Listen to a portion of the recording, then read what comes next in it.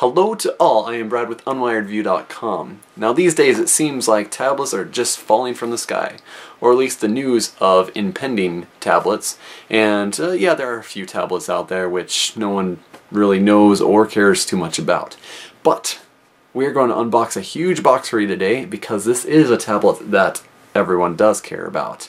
No, not that one. That is Apple. You know, that one is a big one too, I guess. However, this one is the very first, that is on Android Honeycomb.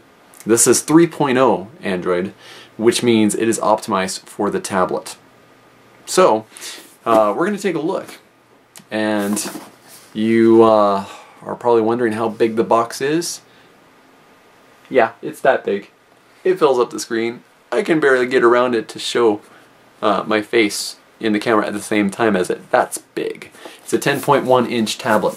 So, let's get in the box, play around, have some fun. Join me. Here we go, let's take a look at the Motorola Xoom. I'm actually pretty excited to see this one. Last time I saw it was at CES and I can actually play around with it. It just had some of the video demos. So, we'll be able to do a little bit of dinking around with it. So, looking at the box itself, we can see we have the tablet, charger, data cable, the standards that you would find in any smartphone, frankly. So there's no surprises here. Now as far as the tablet itself, looking pretty nice. The Motorola Xoom doesn't necessarily win any awards when it comes to design, but we're going to unwrap this thing and just see exactly how it looks. Really, there's not too much in terms of surprises as far as the weight of it. It feels, to me, exactly the way it should feel for a 10-inch tablet. So it's really not too heavy, it's not too overburdening, and it's not like super light either. So specifically, it's about 25 ounces. So it definitely has some heft to it. Just looking at the rest of the box really quick, we have our charger with our USB cable. There's the USB cable right there, and some brochures. Yeah, yippee! I know the title says unbox, but frankly, that's the least amount of time that we're going to be spending on in the video. So let's move on to the actual Motorola Xoom itself. So it's playtime with the Motorola Xoom. So let's fire this baby up. And we're going to drag over to the side, and here we are graced with the presence of Android Honeycomb. This is 3.0 here, the one that's optimized specifically for tablets. And as you can tell, it is quite different from any other Android that we've ever played around with before. And certainly given the fact that it is optimized for tablets, there are a whole lot of new user experience options here. So, first thing we'll take a look at is I've had the opportunity to take a few minutes and download a few apps here, and I do find it interesting how they've aligned themselves. I haven't actually gone through and moved them around yet. Like, certainly I easily could, but I just hadn't, so they just put themselves in this nice little L shape. And then we have the little clock widget here, which you can really move around to if you want to. You can also go in and add new widgets. Let's go in a little bit closer there. And I can see all the different widgets that are available to me. So I could do reader news ticker. We'll just throw that in there. Okay. Now as we go back, first let's show off the navigation here. So we have in this corner, and in this corner we have 3 different buttons here. We have the back and home and the multitasking button. This will pull up the most recent apps that we've looked at. So whether it's settings or actual applications going into market, we can just go in and see what we were looking at before. Okay. Alright. So now, of course, I want to go back to the main screen. So I just hit that middle button there. Now, going in and looking at the other corners, the other buttons that we have at our disposal. Here we have Google Search with a nice size keyboard, if I could say so myself.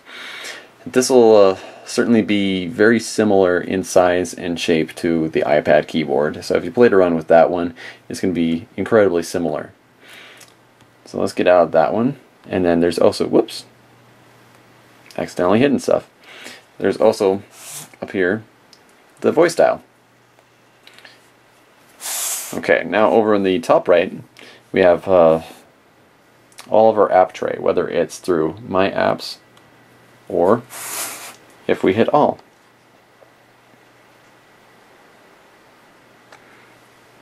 And we can go through. Okay. Now, another interesting thing about this is you can see down at the bottom here how it shows the general overview. If you've seen HTC Sense and you've seen how they lay out all the different home screen panels and you can see them all at once and rearrange them, well, this looks very similar to that. And I can go and take the app, woo, and what just happened there? Instant replay. Pulls up a, I haven't seen this before, so it pulls up a magnified version. That's pretty neat, actually. So let's get back out of that. There we go. Oh, it even took me back to the screen that I had put those apps on. That's kind of clever. Okay, now there's also the plus button here, which is what I had already used before to find widgets, but I can also do shortcuts, wallpapers.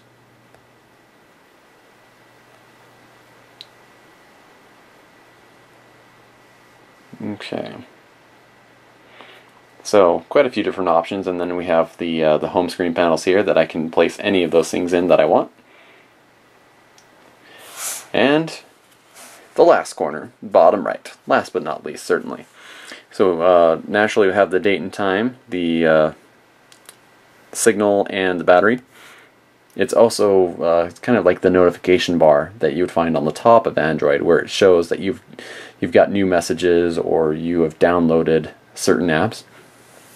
So in here it will show, let's get a close look on that, exactly what my battery life is, my reception, and just more details about everything. And then I can just go in directly into whatever, just like I would on a normal notification bar. So just a few things there, just a general overview of how you can navigate through Honeycomb. And then here's another cool thing with the YouTube. For example, I know they were showing this off at the launch of Honeycomb, where you have these just as a stack of cards. Instead of having to scroll left and right, you can just kind of flick the ones you don't want to watch. Ooh, Charlie Sheen. Yes! Okay, I'm not going to watch that right now. So, those are just a few things. Now, a couple other things about the Xoom in and of itself. One thing I noticed is that the power button is nowhere to be found on the sides. Nowhere on the sides. So it's unlike anything that I've ever seen before. And upon a little bit of looking, took me a couple minutes, I found it right here. So this is the button that you've got to press to do a screen lock or to power it off and on. Now also, just to show off the rest of the device here. Okay. So we also have the 5 megapixel camera on the back, the dual LED flash, and then over here we also have a speaker grill, and we also have one just right over here too. So not a ton decorating the back, certainly.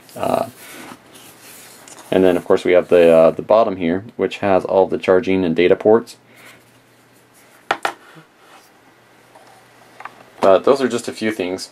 I can't stand the placement of the power screen or the power button, and I have a feeling that the Honeycomb itself is going to take a little getting used to for me, just being used to Android on a regular phone. So we won't see that on this unboxing certainly, but through my review of both the Honeycomb and the Xoom, I'll give you some of my final impressions of the interface itself and just how I like the operating system. So that's going to be it for me, though. I am Brad with unwiredview.com, and I'm looking forward to doing the full review, and I hope that you are as well. So definitely join me for that. And we'll see you next time.